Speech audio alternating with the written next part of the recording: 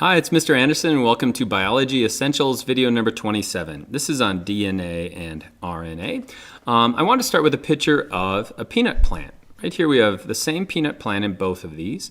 On the left side, it's being decimated by the larvae from a cornstalk borer. The one on the right, however, you can see the borer sitting right here, but it's not eating the peanut. And the reason why is this one over here has been engineered. They've actually added a gene from a bacteria called Bacillus thuringiensis, and it produces a toxin that the larvae doesn't like. So it takes a couple bites, quits eating it. So there are two things I wanted to show you with this picture. Number one is this idea that no matter what you are, a virus, a bacteria, a eukaryote like a plant or an animal, you have the same genetic material, and that's called DNA. The other thing that's interesting is that humans can tamper with this. We can actually transfer DNA from one organism to another. We can transform that organism, and that whole field is called genetic engineering, and it's exploding right now. So in this podcast, I'm going to try to accomplish 5 things. First of all, we're going to talk about the history of DNA, how these 3 experiments, the Avery, McLeod-McCarty, the Hershey-Chase, and finally the Watson-Crick, Wilkins and Franklin experiment showed us what DNA looks like, where it is, and how it works. Next, I'll talk about how DNA is organized in chromosomes, both prokaryotic and eukaryotic. We'll talk about the structure of DNA and RNA, mostly how they're different, and then how DNA makes copies of itself. We'll then discuss the central dogma, how DNA is transferred through transcription into RNA, which is then translated into proteins, which then makes you. And then finally, we're going to talk about this brave frontier of genetic engineering and how we can do things like transform bacteria to make important things, especially for diabetics, like human insulin. And so that's a lot to do, so we better get started. Let's start way back in history with the Frederick Griffith experiment.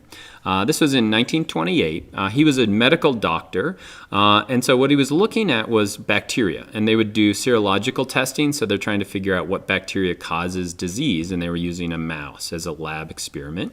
So right here they're using Streptococcus pneumoniae. They're taking one type of that. It's called rough, because when you grow it in plates, it has a rough appearance. They would inject that into the mouse, and the mouse would be happy. They then inject a different type of that Streptococcus, a virulent type. This one is smooth. They'd inject it into the mouse, and then it would die. And so he hasn't learned anything at this point. He then took this evil, smooth strain of Streptococcus. He heat killed it, so heated it up. And he found when he inject that heated into the mouse was good to go. So we haven't learned anything yet. What he then found, and this would be that discrepant event, is that when he took the rough strain, which normally doesn't hurt the mouse at all, he then mixed it with the heat-killed smooth strain, which normally doesn't hurt the mouse at all, the mouse died. And so what did he learn from that? Well, he learned a lot. And the big thing he learned is that there was a transforming factor. Something was being transferred from these dead smooth strain to these live rough strains. It was transforming them into a virulent type of a bacteria.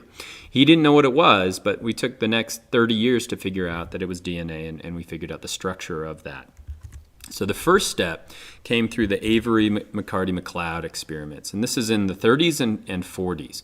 And what they did is looked at Frederick Griffith's experiment, and they tried to figure out what was this transforming factor, what was being transferred from these heat-killed smooth strain over to these rough strain.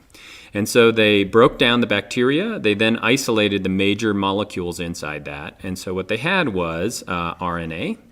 They also had proteins.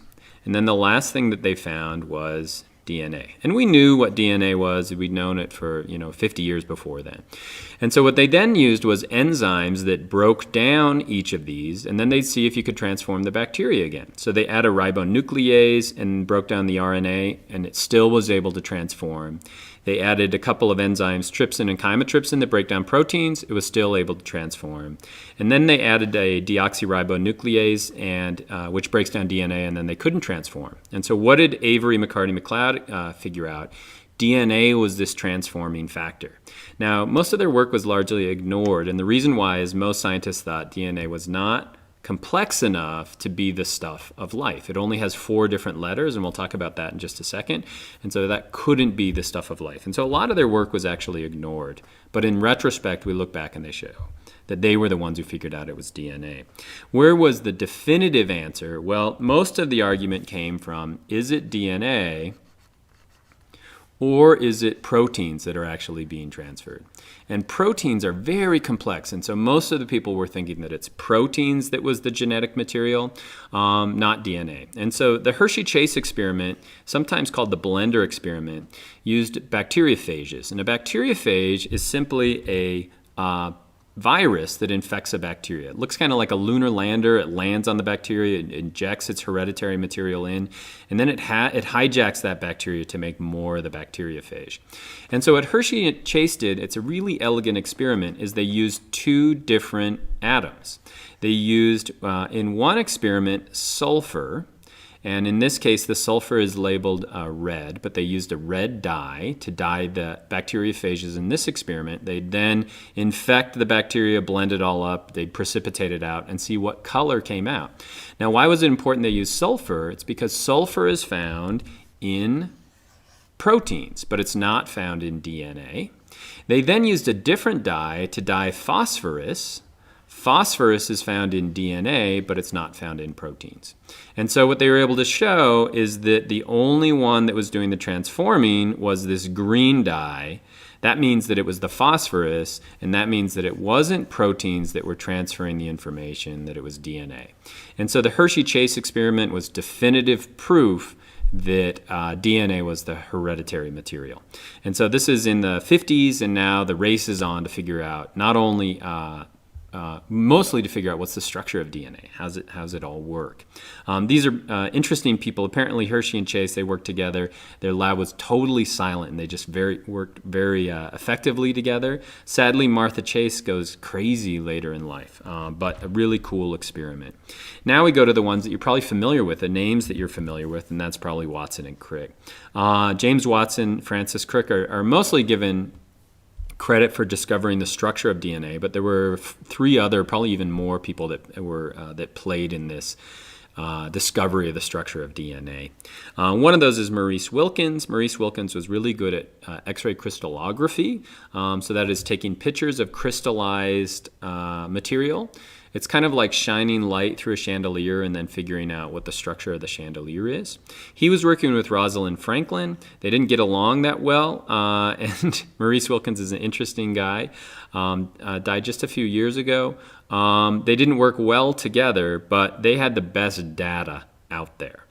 This is a picture of this would be the X-ray crystallography of DNA. So they were looking at DNA and trying to figure out its structure. If you know anything about crystallography, you'd know that this is a helix, or it suggests the structure of a helix. Actually, James Watson sat in on one of Rosalind Franklin's secret meetings and took notes on it, and it actually helped them to figure out the structure a lot. Next, we've got Erwin Chargaff. Erwin Chargaff was looking at different organisms and studying the amount of A's, T's, C's, and G's. And so A, G, C, and T are the four different bases that are found in DNA. And he found something unique. If you look at, for example, octopus, the amount of A, 33.2, and the amount of T is exactly the same, about the same. And if you look at the amount of G, 17.6 and 17.1, that's about the same as well. In other words, the amount of A and the amount of T is always the same, and the amount of G and the amount of C is always the same. We sometimes call this Chargaff's rule. So as you look all the way down here, like in humans, we have 29.3% A and 30% T. Likewise, we have 20% G and C. And so he didn't know what that meant, but Crick and Watson knew that. They knew the structure of a helix coming from the work of Franklin and Wilkins. And so they used models to figure out the structure of DNA. Why do we always have the A and the T equal and the G and the C equal? Well, if you look at the structure of DNA, you have a backbone. This is actually a model of This is the model that Watson and Crick were working on. So you've got a backbone that looks like this, but then on the inside you have your bases. And if you have an A on this side, a T will be on the other side. And if you have a C on this side, a G will be on the other side. And so the amount of A's and the amount of T's are always equal because they bond to each other. And so this is this double helix. So Watson and Crick are given the credit for that. They actually share the Nobel Prize with Maurice Wilkins. Rosalind Franklin doesn't get the Nobel Prize because sadly she had died before then of cancer, and it was probably as a result of the x-rays that she was using in her lab. And you can't get a Nobel Prize if you die. Okay, so let's now go to the structure. Structure of DNA. DNA doesn't just sit loose inside the nucleus. It's organized into something called a chromosome. And so in us, in eukaryotic cells, we have this characteristic shape of a chromosome. If you actually look at how the DNA is organized, the DNA is wrapped around these proteins. They're called histone proteins, and those are swirled around other proteins, and eventually you get to the structure of a chromosome that looks like this. Now, the reason it characteristically looks like an X is that when we take a picture of our chromosomes, this would be a picture of our chromosomes, they're usually in metaphase, and so they usually have this characteristics X structure. What does that mean? That means that the left side is a mirror copy of the right side. And so in a lot of my diagrams, you'll see me drawing a chromosome just looking like this with the centromere in the middle. And that's because that's what a chromosome usually looks like. It's a linear stretch. And so in eukaryotic cells, we have this long stretch of DNA wrapped around proteins, and that's where the genetic material is found. And it's really, really, really long compared to the size of the actual cell itself. If we look at prokaryotic chromosomes, it's different. In a prokaryotic chromosome, the chromosome is simply loose here. It's not in a nucleus at all. And it's also a loop. And so in us, we have a linear chromosome. In other words, it's a length with a definite end on either side.